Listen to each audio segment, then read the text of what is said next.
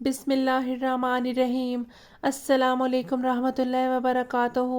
آج ہم اللہ تعالیٰ کی قدرت کے کرشموں کے بارے میں بات کریں گے۔ حضرت آدم علیہ السلام کو بغیر ماں باپ کے پیدا کیا۔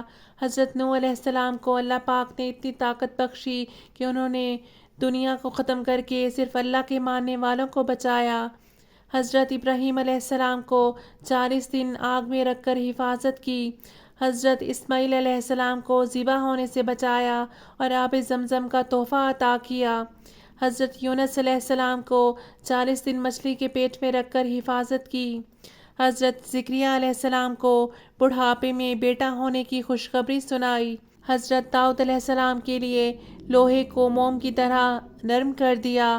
حضرت سلیمان علیہ السلام کو تمام انسان، جن، چرند پرند، ہوا پانی پر بادشاہت دی۔ حضرت صالح علیہ السلام نے پہاڑ میں سے اونٹنی نکالی اور اس نے باہر آ کر بچہ جنا۔ حضرت عزیز علیہ السلام کو 100 سال تک سلایا اور کھانا گرم رکھا۔ حضرت یوسف علیہ السلام نے زندگی بطور غلام جیل میں کاٹی، لیکن اللہ کی قدرت نے جوش دکھایا۔ اللہ پاک نے حضرت یوسف علیہ السلام کو اسی ملک کا بادشاہ بنایا اور خوابوں کی تعبیر جیسی دولت عطا کی۔ نماز کی پابندی کیجیے۔ اللہ پاک آپ کا اور ہم سب کا حامی و ناصر ہو، آمین۔